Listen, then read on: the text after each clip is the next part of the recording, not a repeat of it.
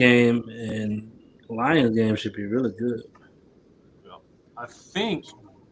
Are we live, Jared? Jameson Williams already over goddamn 40 yards. All right, we are live, Deshaun. Nick, what's up, man? You got some big news to share, Nick? You good with sharing it with the world, bro? Big deal. Yes. Yeah, sure. Thank you. We have our church revival this week, and it's funny is that I think my daughter got saved at our revival last year, and so Ronan he just got saved about 10 minutes ago, not even, probably 5 minutes ago. Man, and you're bringing that live breaking news to the socials to share with the world. That's amazing. That's incredible, man. Great job. That's very cool. How old is he again? 10? He's 6, actually. He's young. He's smart, and something I didn't do till I was 18. But they've been talking about it at school. He's been talking about it, and, it's a decision he wanted to make. I figured it'd be something to happen definitely further on in life, but he made a decision tonight. That's awesome. Congratulations, man. I love to hear that. My son been asking about that, so it's dope that he made a decision on his own. Most parents force you into getting baptized. Well, it's gonna come from the heart, right? To be saved, you got to be your own decision, and so I don't ever want to persuade anybody, persuade my child to do something that, because then, Austin, he does our Bible study at Hero, and we go to church together. We talked about that. He was kind of like forced to check a box to be saved when he was a kid at like a church camp years ago, and he thinks he really got saved when he was, later on, basically a teenager, because it wasn't from his heart on his own. It was kind of forced in a way, or like everybody else was doing it, so I'm going to do it type of thing. So this was I feel that's how most youth churches do it. Yeah, this was a not in a bad way. This was a surreal moment we just had at the altar, and you could really feel God's presence and the Holy Ghost, and it was amazing. So, amen. Does get better. Good. D, what's up with you, man? I know we're gonna crack it out about 30 minutes tonight. What you got going on, bud? Oh no, I'm phenomenal, man. Getting ready to hit the road. We're gonna be in Georgia on Wednesday. CRS Roof and Supply. Shout out to Georgia as a whole. Outside of the event being in Georgia, my 6 years being on the road, Georgia has embraced me at one of the highest levels. And I'm in Georgia so much, people think I live there. So shout out to Georgia, love Georgia to death. No lie, every event I go to, they're like, "Where you from, Georgia?" And I'm like, "No, I don't even sound like somebody from Georgia." We have 3 houses for sale in my neighborhood. You know what I'm saying? Just come and move next door to Nick. No big deal. I said he needs a condo up here at a minimum. I don't love Georgia that much to get a condo there, but I do enjoy Georgia. But Georgia in the house all day. But so we do a CRS event on Wednesday. This is my second time training with them. I did an event with them about 2 years ago. So we're coming in and doing we're gonna be teaching them the psychology of the script, also tweaking in some retail approach as well, because we know how the industry shifted. Then I fly to Virginia on Thursday. So just got a full week after we just came back from RCAT, which was I really enjoyed it. It was really eye-opening to understand the history of Texas roofing, because I didn't know that. So that really kind of opened up my eyes to, what Texas has been trying to do for the last 50 years that they ain't been able to do, which is get everything legalized and, make licensing like a legit thing. So it was dope to see their passion for roofing, because I had a different perspective on Texas roofing. I always thought Texas was on some F it, just get in where you fit in, X, Y, and Z. But it's actually a lot of people out there that's fighting against that to make things more licensed, more legalized, more structured, so actually it can improve the industry. So it's pretty dope, man. I like that. The RCAT was a vibe. We was out there, doing our thing. So yeah, we just getting ready to go for this end of the year run, baby. That's good, man. That's good. Hey, well, that's the approach we need in Georgia. Talking about Georgia, I mean, I've always compared Georgia and Texas to being the most similar markets in the U.S. They're hands down oversaturated, way too easy to be a contractor in, and we need regulation, we need licensing, we need testing. Nobody should be able to just pop up shop. They need to earn their stripes, and that's cool. Well, they do it backwards, right? So I came from Florida, where licenses are mandatory. But here, I sit on the board of GARCA with Jared, our producer and the head of our media division. and he's in there all the time, man. And they have the voluntary licensing program. Yeah, that's what Texas got. Yeah, but it's like if it's not mandatory, then it's almost like you have to put in the extra work just to justify that you're a legit guy to be able to go out here with a certification that doesn't really mean anything other than credibility at this point. I think some homeowners appreciate it. I do. I agree. But it's also a vast majority of corner cutting homeowners who don't care. So, well, and the thing is, though, like the person, the legit roofer that wants to get licensed has already done the hard work, and they would have got licensed if it was mandatory. But it would just keep out what is there, 6,000 roofers in the state of Georgia, Nick? Over 3,000 in Atlanta? Yeah, it's up there. It's very, very saturated. And, something I commend Hero on now. Our teams, our roofing labor at this point has gotten where everybody's legal and working on a work visa. And so for all my other Georgia roofers, I want y'all to know y'all can do it. You can have legit guys working for you. So you're talking about your actual roofers? Yeah, actual labor. They're all on roof visas. Work visas. They're either legal here, citizens, or they're on a work visa. That's dope. Call it a roof visa. So your people ain't got to worry about ICE. They get the roof for free. Not for free with no stress. Yeah, not for free, but they stress free. Which no lie, because I did a training in Texas. I'm more worried about OSHA. Yeah, exactly. But I did a training in Texas a few months ago, and the attendance wasn't that high due to the concerns of ICE possibly popping up at the training. Listen, we've had ICE pop up in Georgia on job sites and take crews, and so really. Yeah. One of our clients, Deshaun in Kentucky, had a van pulled in. But I'll tell you another story. I got a prospect coming in, very large company from an Atlas event. Shout out to Atlas. $50 million company across 3 markets up in Buffalo, New York area. He had to hire 27 people last month because of ICE roundups. 27 It's crazy, right? So it's wild, man. It's wild times out there. So before we jump into tonight's topic, which is hurdles before the heights, I came up with this idea of when we get on these calls, we always talking about like awesome things that we've done and things you can implement, mindset, sales strategies, like just all these awesome things. But I thought it would be dope to kind of hear about, because if you just found out about Roof Hustle, let's say within the last 3 years, you catching me like in my strides, right? It's like if you was 10 years old after Tom Brady won his second Super Bowl. It's like you don't even know what it was like to hurt as a Patriots fan. Yeah, you don't even know what it's like. Same thing with Bruce. If you don't know where Bruce came from, you see the momentum he's created and the direction that we're going. And if Nick don't give you access to his life, like if you don't know nothing that Hero's been through over the last 6-7 years, you just see where he at now, which is a thriving company, a dominant force in Georgia, sold PE. And, one of my favorite things about Nick is he retired his dad. I think that's like dope as shit, right? You know what I mean? No, sir. But I think that's really cool. So I think it'd be super transparent and like valuable for a lot of the listeners and the viewers to hear about some of the struggles and, the mishaps and the hurdles that we had to go through to get to where we was at. Because I tell most people, I tell everybody, sales didn't click for me until like almost 2.5 years. Like my first 2 years, like I know Bruce said he got in, he became like top sales rep with like his first year and a half or some change like that. Man, my first 2 years was just trial and error, bro. Like I was just out there praying to get to like 2 deals a week, 3 deals a week. You know what I'm saying? And then I started hitting my strides in like month 24, month 26. I really started like, oh, okay, I'm starting to figure this thing out. So I thought it'd be dope to kind of talk about the hurdles before the heights, some of the biggest struggles that you went through before you got started that, you overcame that allowed you to start thriving. But before we jump on that topic, because usually we do it at the end, I want to catch him in the beginning. November 13th and 14th, baby, the best hustler experience. Listen, 2-3 calls ago, we was like, get your tickets, get your tickets, get your tickets.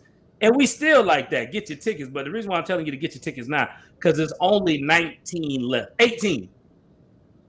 They all gone? 14. 14 tickets left. 14 left. I thought he said 4. I thought he said 4 too. I'm like, dang.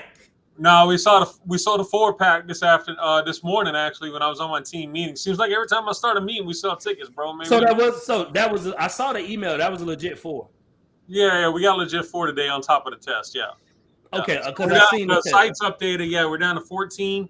14 tickets. 14 and falling, and And the cool thing is, they're from all over. We got single sales reps flying in from the West Coast and Midwest. We got companies that bought 10 tickets up in like Minneapolis and Pittsburgh. Like they're coming from everywhere. Virginia. It's not just going to be the Georgia showdown, is what I'm saying. There's going to be a good mix in the audience. We got some Texas people coming. So we got a lot of love for y'all. And I know it's a lot of y'all out there that know me personally, know Nick personally, know Bruce personally. I just want to make this very clear. None of us pulling any strings for nobody. Like, if you don't get in that 120, me and Bruce talked about potentially doing something. I ain't gonna even mention it. But if you don't get in within that 120, we'll catch you at the next event. Yeah. Well, I mean, to piggyback on that, Dave, so I think we're doing pulling strings for everybody. I mean, this event's only $200 a person. You know, I've been to the roofing process. I've been to RoofCon. I've been to door to door. I've not been to one event with Chuck Toki and you for $200. I mean, I'm glad. Under 4 figures, nothing under $1,000. And I've had Chuck at our office and taught with our sales reps. I've had you at our office, and neither, you know, you can't book you guys. You can't even get a coaching call with me for $200. You know, like so, my coaching calls go more than $200. So, I mean, we made this event, you know, for our community, for the sales rep that's starting out, that really wants to grow, and the veteran that wants to improve, you know, and the owners. You know, there's going to be so much insights and so much stuff to share and for people to learn, and it's only $200 a person. I mean, you're going to leave no better than that. Thing, you're going to get your money back. You know, I always say, if you can go to a conference, equal one thing that you can implement into your life or into your career, into your sales process that you can grow on, I'm pretty sure you're going to make that money back the first customer you come across. You know, that's hands down. Cheap that you can sleep through the event and pick up enough in your subconscious to make it worth your time. I mean, it's going to be lit. It's going to be good. I'm excited, guys. It's going to be a great time. And thank you to our sponsors. Leave that back up, Jared, one more second, if you don't mind. Oh, yeah. Shout out to sponsors. Thank you again to all of our sponsors. We got ABC and Atlas coming in at the top. We got Latinos and Roofing. Thank you, guys. Thank you, Amparo. We got Ugly Roof, John Bros, the team. Thank you, guys. We got Cutco. And then, of course, Roofle. Roofle responded. Love for the brand. Roofle responded from the CEO in about 2 to 3 minutes from me sending the email about, hey, would you be interested? And he said, sign us up. 2 minutes. So it wasn't even. Yeah, it was quick. And so I got a lot of love. Sponsors will be there. They'll have a presence. But thank you to those guys for sure, because of them, we are able to bring you this fire event for $200. Yeah, these are, you know, my thing with sponsors and most events is I feel like it's a money grab for the person holding the conference. These are all companies and brands that we actually do business with. You know, the Cutting Edge Gifts, Ugly Roof, the ABC Supplier. The ABC is my supply rep. You know, these are people that we do business with that have improved our businesses and that we believe in, and that's why they're there. They're not just because we need money for the events. You know, we 1,000%. We made sure we aligned with the people coming out. Yeah, 1,000%. Right. So I wanted to get that out of the way now instead of towards the end. Yeah. Good call. So I just wanted to get them 14 tickets up out of here. If you watching us tonight, I don't care if it's 14 people on here tonight, because it depends. It's Monday Night Football. We competing. But if it's 14 people on here, oh, y'all just go buy a ticket. Get the shit over with, man. But so let's go ahead and talk about these heights before the hurdles, right? Because if you don't catch somebody journey to the top, you'll catch them at the top, and then you'll think that you all alone, right? As a sales rep coming up in the game, or a business owner coming up in the game, or whatever it is that you do in life, parenting, it don't matter. Like, we all get caught up in this boat or this idea of like, man, you don't get it, you don't understand it, because certain people catch us in, you know, different phases of life. So I just kind of want to hear some of the things maybe that you struggle with early in your career, you know, maybe 1 or 2 of them a piece, and what you did to overcome it, and how do you make sure people who experiencing that now, maybe in your business and your endeavor, have a smoother sequence than we had? Nick, you want to go first? Or you want me to jump in? You can jump in. So I'm thinking, so many challenges. Which ones do I start with? That's what I'm saying, right? Yeah, I'll do an early career. From 21 years ago. And then I got a shorter one I can touch on right before I left my corporate marketing sales world and launched my own business, because it was a different time in life, right? Big 15-year gap, set of struggles. But I would say, and I got some podcasts coming out, so I'm not going to go too deep or be too vulnerable here. But a lot of people know I haven't drank alcohol in 11 years. December will be 12 years. Congratulations. Yeah, thank you, man. But I had a loving household, man, functional alcoholic parents, but they did drink every day. They drank their beer. So that's kind of what I grew up around. And, so I started drinking at a young age. And when I turned 24, 25 and got into marketing, it was a blessing and a curse. And this is what I mean. So the selling part is not the struggle, right? And I think for me, this is a little bit different than what other people will go through. I could sell throughout my entire career. Some people, not being arrogant, some people do it, some people can't. It kind of came naturally to me. But I went from making 40 grand a year to 132 grand my first year overnight. And nothing really had changed in my life. I was just a bachelor, had very low cost of living. My company was paying for my condo. So I had a Yukon Denali payment, and the rest of the money was spent frivolously going out, probably on some negative things. One of them was I went from drinking beer to liquor, and I was drinking liquor every night, and it was bad, and it was taking a toll on my health. It was taking a toll on my productivity, because the making money part became easy, right? So it's like, hey, why do people sell drugs? People sell drugs because it's easy money. Well, for me, it was all legal and above board, but the selling part was easy. I could go out and make $2 grand before lunchtime, the way we had our structure in our company. So it wasn't hard. It was the nightlife. It was the going out every night. It was the not, eating healthy. It was drinking all the time, blowing money, and, not good places, for lack of a better term. So that was a maturity issue that I struggled with early in my career that I had to work through, right? And there was different phases to that. It went from, hey, this is fun and we're partying and I'm the big dog when we go out and you're hanging out with all your buds and your girls and your friends from work, to, okay, now I'm starting to sleep in and miss my alarm and the wake up bell. And now I'm starting to be tired throughout the day, right? And so all of these little bitty micro moments add up. So I think the big struggle there was managing the influx of the financial benefits that come along with sales. Not letting it destroy me. You know what I mean? Like how a blessing can be a curse at the same time. I think that was something I had to work through early in my career. And by the grace of God, I was able to do it successfully. And, now clean and sober and everything's good. But, yeah. What do you think about that, Sean? No, I think that's actually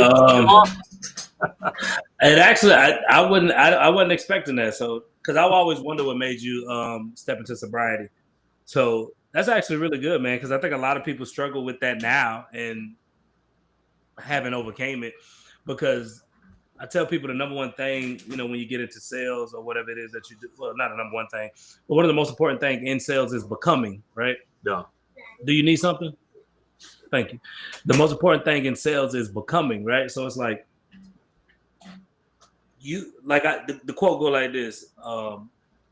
If your growth don't outgrow your grind, you'll get it, but you won't keep it. Yeah. Right. So it's like you had to grind, you just didn't grow into that better version of you yet to be able to sustain the success that you currently experience now. So I think that's dope, man. Yeah. I would say one of the early struggles that I dealt with, because I wrote a few of them down. I did my best to avoid role playing. I know it sounds crazy now because I love doing it now and I understand the importance of it. But hated role playing, thought it was the stupidest thing ever. Like, man, sitting here practicing in front of these people. That's embarrassing. It's like I was self-conscious. I really didn't know what to say because I wasn't that good yet. So I used to hate role playing. So I would always do my best to go last or try to avoid like role playing anytime we did it. And I never understood why I used to struggle so much on the doors, like in the beginning. Like I didn't know what to say, didn't know how to control conversations, and definitely was due to me not role playing enough in the office, because clearly, how you practice is how you play, right? I don't know nobody who sucks in the game and then who sucks in practice and performs well in the game. So that definitely used to translate. And in the beginning, I had horrible discipline. Like you said, you wasn't used to making that much money. I wasn't used to having that much freedom. Yeah. So the idea of coming from, working retail jobs your entire life, and then you get into sales at 25 years old, and they're like, hey, you get to control your own schedule. You just need to work 4 hours a day between 4 and 8 o'clock. That's just all we require of you. And, leaving my house, I'm telling you, I felt like a kid at college. Like, it was crazy. Mm-hmm. Like, I could just go to work. Nobody knew if I was working. Like, nobody was do whatever you want. All the freedom. Bro, I used to go like chill with the homies. I would go smoke like weed for 2 hours, and then I would go work for 2 hours and say I worked for 4 hours. I would drive around a neighborhood for like an hour straight, saying I ain't see no damage, like saying none of the roofs look old enough, and talking yourself out of it. Oh, talking myself out of it. Internal self-destruction all day long. All day. It felt way more comfortable to be in that car and be in the field. So I would say that was definitely two things that really killed me early in the beginning. Was I used to hate role playing. That was a struggle that I had, and no discipline at all. I mean, very emotionally driven my first 2 years in roofing sales. Very emotional. Was there a moment or an aha moment or a light switch or a flashbulb moment that set you off from where, okay, now I get it? Like, do you have that epiphany? I think the big epiphany that I experienced was I thought I was getting over on the company because I was such an employee. I was like, oh, I ain't working for 4 hours. Like I'm getting over on them. Like they ain't getting 4 hours from me. And then I came home one day and I think I was just sitting by myself and like, I don't know what happened, but I was like, it don't matter how long I'm working because they're not paying me by the hour. So it's like, I'm not getting over on the company. I'm actually getting over on my family. Like I'm really, doing my family a disservice, doing myself a disservice. So that's what kind of clicked for me. I realized like it ain't about getting paid per hour. It's about the results you can produce within that time frame. And then after that, I just got extremely disciplined. I created some non-negotiables and things like that. How old were you when you started your career approximately? 24, turning 25. So at 27, because it sounds very similar to my situation in that I started at 24, 25 too, in marketing at least, that we had that maturity moment. It's like it almost took a couple of years to like, hey, like all this is good, but there's a lot of bad around it. It don't make sense. Yeah, and like it was maturity more than anything. That's exactly what it was. That's what I wrote down for you when you was talking. I put lack the maturity in the beginning, so that's interesting. Yeah, that's funny. Nick, that's good though, man. That's good. Thanks for sharing that. Nick, what do you think, bro? Can you talk, drive, be on video, live, social management, baptizing your son? God dang, bro. Anything else you want to add to the juggle list tonight?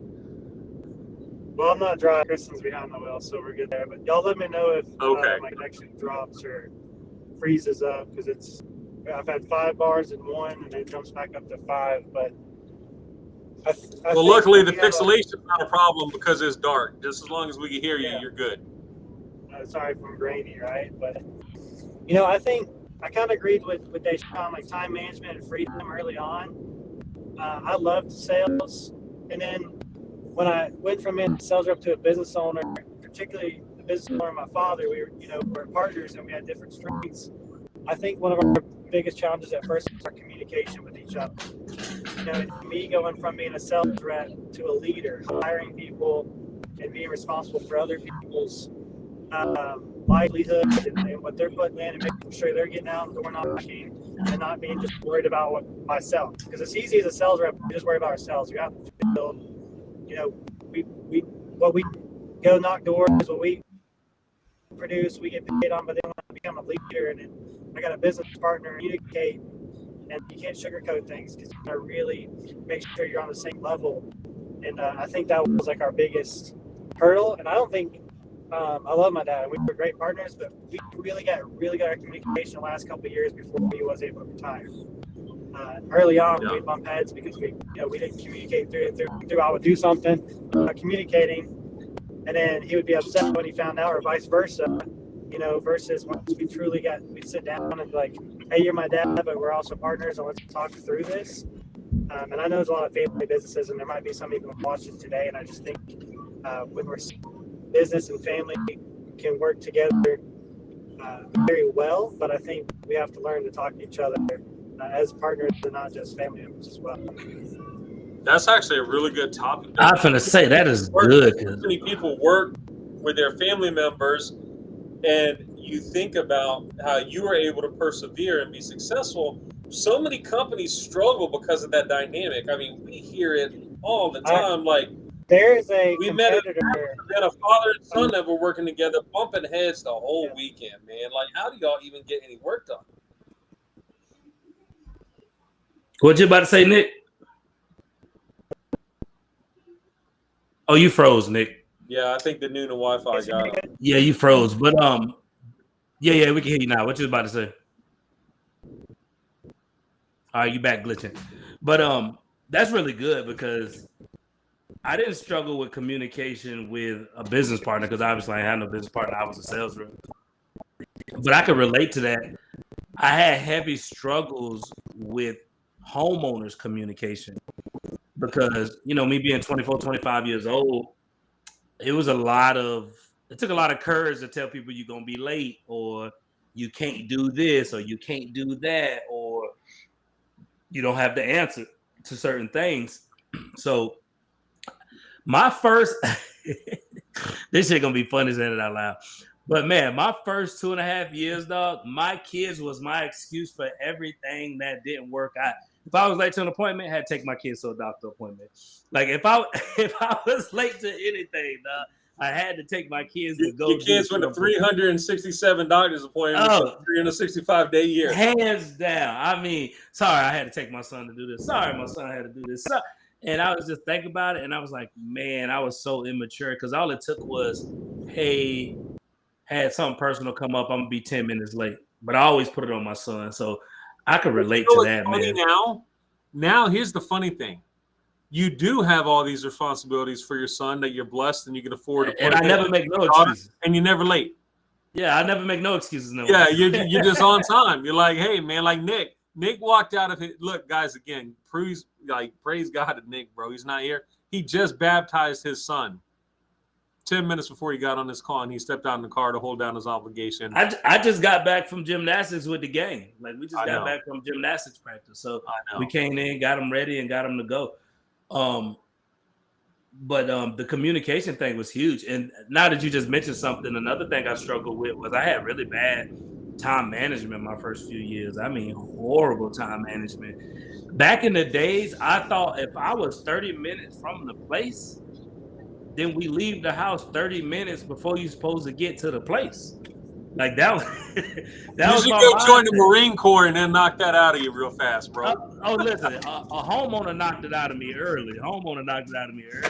But in my mind, I'm like 45-minute drive. We leave the house 40. Not like on the road 45 minutes before you're supposed to be to the appointment, but walking out the house 45 minutes before you're supposed to be to the appointment. Because in my mind, I'm like, it's a 45-minute drive.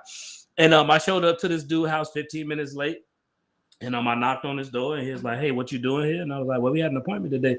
He said, that was 15 minutes ago. I don't do business with people who late. And he slammed the door in my face. And ever since that day, I've been very good at communicating if I'm going to be late. And I always leave the house 10 to 15 minutes before I got to be in it. But I will say this, not to your defense, but so you kind of joke on me a little bit all the time that I'm over punctual and I always communicate and I write these craft emails. I think that is kind of, though, a learned behavior. So where you didn't have a big corporate background, I started working in a call center for UPS at 16. I was working at Progressive over there in Riverview in a corporate setting as a senior in high school. My entire life, I was around white collar, be on time, very structured, organized, communication, calendar management, all of these things for a long time. So if I just had myself be thrown into entrepreneurship or working in small businesses that didn't emphasize that on a day in and day out basis, I don't know that I would have that skill set. I think that's really a learned behavior. Not saying punctuality, but you know what I mean, right? Just no, I'm right there with you, because I came from Publix, and Publix was very anal. You couldn't be 3 minutes late, or you was late. So I was used to being on time. I used to show up 10, 15 minutes early. I think the thing that killed me was the freedom. Like I said, I was like, oh shit, I don't got like nobody breathing down my back. And I think I kind of took my foot off the gas and got lackadaisical. And I think that's what got invested in that situation. yeah. Come on, give us another one, Bruce. Give us another early one. Yeah, well, I'll go real quick. I'll go one more that was a little bit later in my career, but right before I started entrepreneurship. So I figured out the sales game, right? 15 years, 16 years in the corporate world. Went from individual seller to manager to sales director, all the way up, $2 billion organization, top sales team. And I continued to want more. I had a high level of intellectual curiosity. I knew I could do more. I was never satisfied. I was never complacent. I always wanted the next level, title, salary, more importantly, responsibility. And a lot of times in the corporate world, things don't move at Bruce Leffler's pace. They don't move as fast as I want them to. And I think, I had a big cushy salary. I had just built my wife her dream home in Apollo Beach, Florida, right there in Waterset. I was making more money than I was ever accustomed to. The kids were taken care of. The house was running on operations, no issues. And I wasn't satisfied. And to me, that's where I felt like a calling from the man upstairs that, hey, you got to take this risk and go out on your own if you want to get to that next level, because you're never going to be able to achieve all that I have in store for you if you continue working for the man. But it's safe working for the man. Right? I got benefits. I got 401k match. I'm on W-2. I'm the dude in the company. And it was safe. And walking away from that, it was very risky. And so I think that held me back mentally, was the confidence and the complacency that I wasn't quite ready to take the risk until I was. And when I did, I'm glad I did. I probably could have did this 2 years earlier. But then on the flip side, I think about, my faith, and everything happens for a reason, on time. It's never my time. It's on time, though. And I think about, I left at the exact moment I was supposed to, but I really felt handcuffed in a lot of ways by corporate America and by my current employer, because it was good and comfortable and easy. And why would you walk away from that to do hard and difficult and unsure and not guaranteed? And I'm so thankful I did. But that's one thing I would say that, 2 points there. It's easy to fall into a complacency trap, especially when things get good, right? That's number one. And number two is, if you are really in the right industry and you have that inner fire, that passion to be the best at what you can do, you're not going to settle. You're not going to remain complacent. You're going to be a risk taker to some degree. So that held me back about a year or two extra from going into entrepreneurship. But again, I'm thankful for all the years that I've had upon our 6 years. So that's good. I like that too. Another one I battled with early in my career was I was a heavy I knower. Like after maybe like 9 months, like our managers would say the same damn thing in the sales meetings, like same things over and over and over. And I used to just mentally check out. Like I just be at the meeting, but I wouldn't be mentally present. Like I'd be thinking about like everything I'm gonna do after work, what I'm doing here, what I'm doing there. And they was putting out good stuff. Like they was really putting out good stuff. And back then I had such an immature mindset to the point I was like, oh yeah, if I heard this, I know this. I heard this. Because I'm so against that right now. Like now I get on people's ass all the time about, hearing the same thing 5, 6, 7 times because it's going to internalize with you different. Right now I'm reading this book called Creative by Rick Rubin, and that dude is pretty cool. Just the way he write in his book. And he said something about practicing self-awareness, which made me think about, like me talking about this made me think about that section in the book. And it said practicing self-awareness. And it said, think about it. You have to be aware to the thing that life just gives you in those moments, right? When just in those serendipity moments, or just when you, whatever it is that you're doing, when you're getting certain ideas and creativity. And he said, this thing about it, even if you miss it in that moment, you will get this, like you will get more things tomorrow, but it'll be a different type of awareness. So like you ain't gonna catch that same thing that you should have caught yesterday. You're not gonna catch that today because life never gonna give you the same thing twice. Like you always, life gonna keep feeding you creative ideas and insight and wisdom, and it's always constantly feeding you from the internal world, like the unknown, right? Just being in the flow with this thing. But if you're not aware, you'll miss it. And it just made me think about how much I lacked awareness my first few years in sales, because I was in such a like, oh, I heard this, I got this. But really, it was different lessons that I could have been catching in those moments. But I was so fixated on the actual practical information, saying, I already heard that before, so I don't need to listen to this stuff. And I think I missed out on a lot of growth moments because, in my mind, I was somewhere else versus actually being present in the meeting. That's really good. I want to hear from Nick real fast, but before I go, I want to share with you, because that is so, you said that word and it set off something that happened this week. So if anybody at home is an I knower, think about yourself. Do I sound like a 9-year-old? And this is what I mean. So Coach Bruce is known to be a little bit more on the tough side, right? You got the coaches that are nice and they're attaboys and they encourage with the carrots. And I get sticky sometimes. I'm like, hey, man, like y'all know, I push kids for greatness. And this 9-year-old the other day, he's on the baseball team, and I had him before a couple years ago, and he was a great kid, very coachable. And he came back, and, I was out there trying to show him something, and then his mom was reinforcing it from the fence, and he just kept saying, I know. He's 9 years old. I know. And he was getting on emotional. I know. I already know this. And I just flipped on him. I was like, Bobby, when did you become so uncoachable? That's what I told him. Because I said, buddy, I love you. But if you knew all this stuff, guess who wouldn't be standing here wasting their breath telling you? So you don't know it. So you don't know the way you should. And so I say all that to say what you were saying is like, I think that could help somebody next time they get ready to tell somebody else I know, start to think, hey, do I sound like a kid? Do I sound like a small child? And one of my coaches told me the purpose of learning or knowing anything is to master it. So it don't matter, do you know it? The real question is, have you mastered it? Yeah. So I battled with that earlier. Come on, Nick, give us another one. I think a couple of challenges I'm thinking on, and I'm sorry for losing signal, guys. I'm glad I'm back here, crystal clear at home. I did hear you talk about my son, and I appreciate you bringing it up again. I want to make sure my pastor don't watch this later. He hasn't been baptized yet. He got saved tonight, so he'll probably get baptized in a week or two.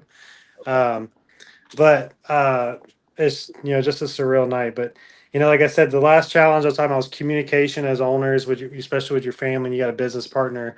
The next thing I think a challenge was man, just that the challenge of, I don't know how we put this into words, but just not everybody is gonna. I think when I first got into business, I just kind of saw it was like a field of daisies, right? Like I just think everybody's gonna support me, everybody's gonna help me, everybody's gonna love us, and then you come to reality that there's people that are gonna hurt and attack your business and go after what you want to build, which is the American dream to me. And I just remember one of my first big hurdles in life was we had an Atlas Chalet roof, and Deshaun, you've door knocked in Georgia, you know what those are, and this homeowner had filed a claim and we didn't even do the inspection. And then we inspected it like by drone, and we didn't really have to go and climb on it because we knew it was a discontinued product. And it was American Family. And the ladder guy that went out there and said, we've vandalized the roof.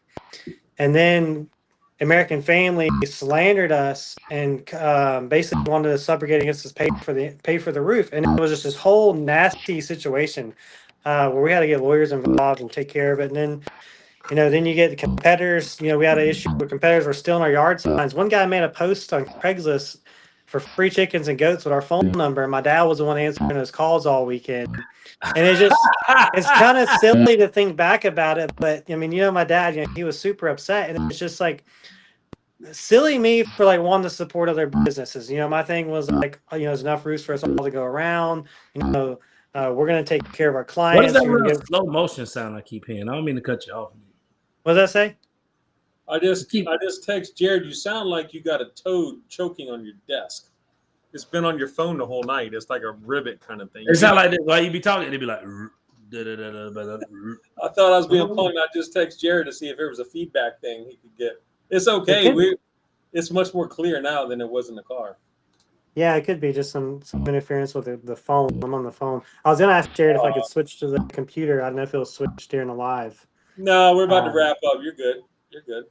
But just like the biggest challenge was just putting way too much trust in other people, and you can kind of come into terms how malicious competitors and people that just have resentment can be against your business, and it is a challenge. We have to. It's a real term, and I will tell you, it's just like a Charlie Kirk and Eric, because you gotta fight hate and violence with love. And these competitors would do some vicious stuff, and we still have problems like that. Today, when you've grown to be one of the bigger companies in the markets, the guys that are quoting against you must have good things to say.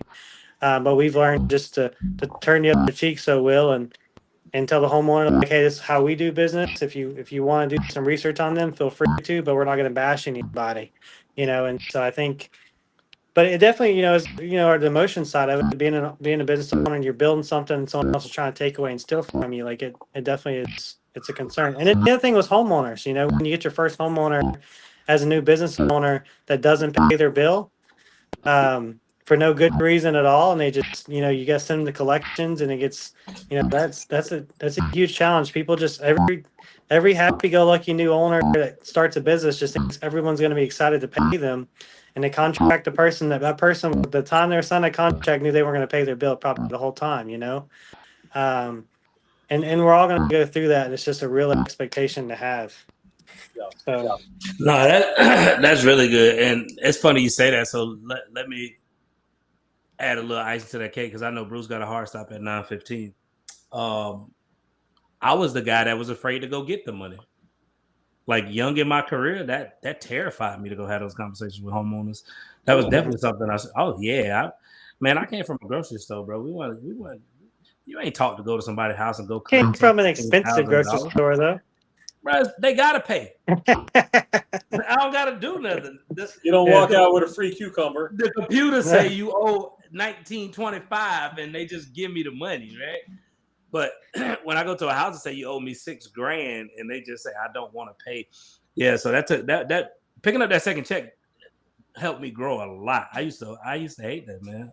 Because contracting is rough, man. It's like the only industry where you do the service a lot of times before you get paid. Like even if you go to like a drive-through restaurant, they take your money before you ever get the food, and you drive off and realize it's wrong, and you can't do nothing about it. Can't do nothing about it. Here, when you're a roofing contractor, any type of contractor, you'll do a whole project for someone, and you'll put your life and your credit and everything on the line just for a homeowner to go, I don't like that one little spot, I'm going to hold $10,000 from you. And that's devastating. It takes the wind right out of a sales rep's sales, or business owners, or anyone's. So it's crazy. Yeah, that's heartbreaking. Yeah, it's 9:14. I know Bruce got to get ready to get up out of here. I think a good way to summarize this is, guys, like if you're out there and you're watching, no matter where you are in your career, we've all had our challenges, and everybody's story is unique. And so you got a set of challenges, but you can persevere and overcome just about anything. We've heard a lot of different things tonight that have impacted us in one way or another, and they've also contributed to our success, I think, right? Overcome those hurdles were big steps up for us. So, that's how I would summarize this discussion. I think it's great. Well, that, and I would say, enjoy them, because it's a light at the end of the tunnel. Yeah.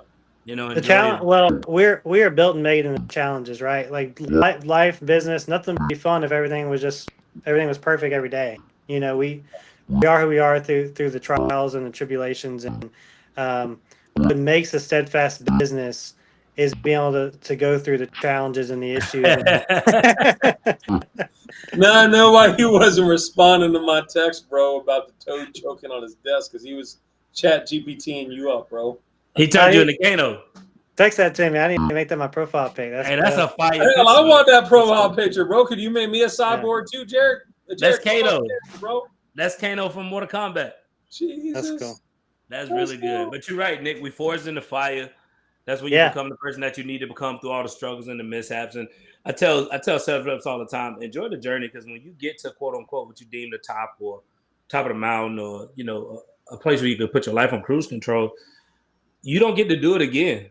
Like you don't get to do that again. Like if all of us stopped what we was doing now and started over, you wouldn't start from zero. You'd start from exactly where you at with all of the mindset, skill sets, tactics, strategies, principles that you got. So it won't even be as difficult the second time. And I think that's the beauty of when you get to where you at, is like the difficulties and the challenges of getting to a place to where you feeling extremely confident, self-aware, and you just really, excuse my language, but you just really fucking life up, I think it gets better with age, man. And I know you guys are both a ways behind me, but I was thinking this through the other day. Is like your 20s are designed to mess things up. Your 30s are designed to put them back together and figure things out. And then your 40s, man, you really start getting ahead, bro. I don't want to age any faster than I am, but I'm only 44. I look forward to my 50s. Like, I mean, life is really good right now. It's the best decade yet. So that's fair. Yeah. I like that, man. I like that. All right, boys. Hey, hopefully this was helpful, man, to somebody out there. If not, we just get to enjoy each other. Who's broadcasting Monday Night Football tonight? Jerry got more jokes coming. I can tell right now. No, that's the web bear. Who's broadcasting? I thought he was gonna have you up as like a real old dude. He got Brady over there. Brady does Sunday, right? Yes, sir. Y'all already know, man. November 13th and 14th, baby. If you haven't got your tickets already. Hey, 14 right there on the screen, and that's all the tickets we got left. 14 left, baby. We gonna see y'all in Georgia. We're gonna have a blast.